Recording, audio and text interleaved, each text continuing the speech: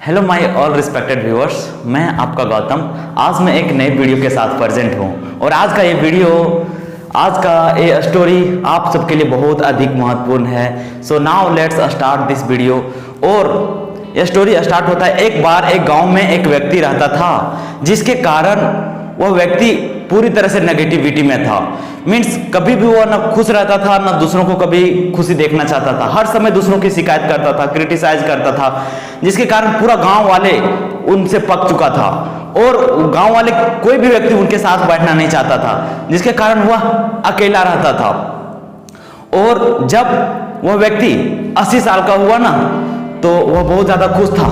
और जब वो खुश था तो गांव वाले हर एक लोग आश्चर्यचकित थे कि यार ऐसा क्या बात है कि ये व्यक्ति आज खुश है। जिसके बाद उन्होंने सभी ने एक जगह इकट्ठा हो गए और सभी ने डिसाइड किया कि चलो उसके घर चलते हैं। और उसके बाद सभी व्यक्ति उनका घर आए और तब वह व्यक्ति मुस्कुराते हुए निकला।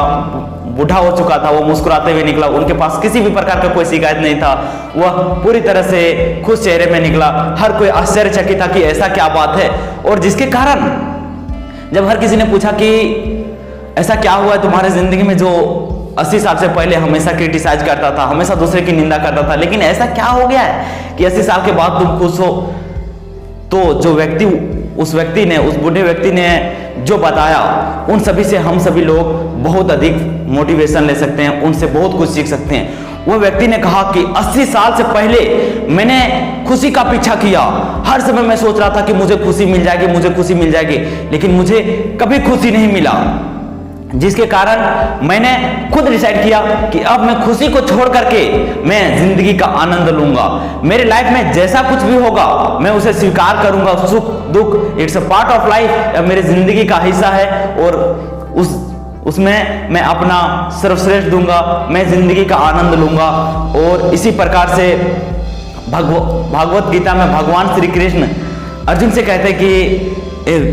कहते कि अर्जुन, ये मनुष्य होता है ना, ये मनुष्य की जिंदगी मीन्स इनकी जो इच्छा होती है ना, सब बढ़ती जाती है। मीन्स कभी भी इनकी इच्छा सीमित नहीं होता है। जिसके बाद उन्होंने एक उदाहरण से समझाया था कि एक बार एक व्यक्ति मीन्स एक झोपड़े, उसके बहुत ज्यादा दुख था और वह अपने लिए एक झोपड़े की प्रार्थना कर रहा था। जिसके बाद भगवान ने उसे एक झोपड़ा दिया और वो बहुत ज्यादा खुश हो गया। लेकिन फिर दूसरी बार उनका खुशी फिर दुख में बदल गया। उसके बाद उन्हें लगा कि एक अच्छा सा घर हो जाता तो मैं खुश होता। उसके बाद फिर से वो भगवान से प्रार्थना करने लगा कि मुझे एक बड़े से घर दे दीजिए। उसके बाद भगवान उसे घर दिए। उसके बाद भी वो व्यक्ति का इच्छा नहीं मरा। उसके बाद उन्होंने सोचा कि यदि एक बहुत बड़ा महल हो जाता ना तो बहुत अच्छा होता। जिसके कारण वो व्यक्ति ने भगवान से फिर से प्रार्थना किया कि आप मुझे एक महल बनवा दीजिए। जिसके कारण उनकी इच्छा बार बार बढ़ती जाती है। उसी प्रकार से हम लोगों के साथ भी होता है ना कि हम लोग सबसे पहला, जब हम लोगों के घर में साइकिल नहीं था तो हम लोग सोच रहे थे कि यार साइकिल होता ना तो अच्छा होता। जब साइकिल आ गया तो उस समय खुश थे।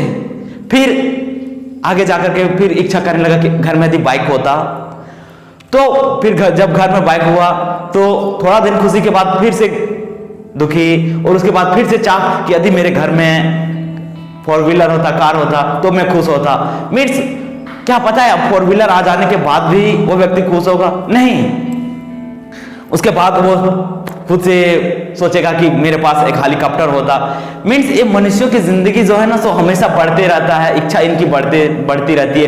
इसके कारण मैं आपसे भी कहना चाहता हूं कि आप जिंदगी में, आपके जिंदगी में सुख आए या दुख आए, आप उसको किस प्रकार से आप रिलेट करते हो। हर किसी की जिंदगी में दुख आता है, हर किसी की जिंदगी में सुख आता है, लेकिन आप उन दुख में, आप उन सुख में अपने आप को स्ट्रॉन्ग बनाओ, आप अपने आप को मजबूत बनाओ। हर किसी के लाइफ में यदि सेटबैक आता है तो उस सेटबैक को निकलने के लिए आपके पास बहुत सारे ऑप्शंस आएंगे, लेकिन आपको उस सेटबैक से निकलने के लिए आपको कुछ अलग करना पड़ेगा, कुछ अलग मानना पड़ेगा, जिसके कारण आप उस सेटबैक से अलग निकल सकते हो। और उस समय आप पूरी तरह से बैठ मत जाओ, आप उनमें कुछ अपना आउटपुट दो, अपना कुछ अलग दो। तो उसके बाद so that's why I am telling you, don't chase happiness, enjoy your life. कभी भी आप अपने खुशी का पीछा मत करो, अपने ज़िंदगी का आनंद लो। यही एक सही ज़िंदगी का मकसद होता है।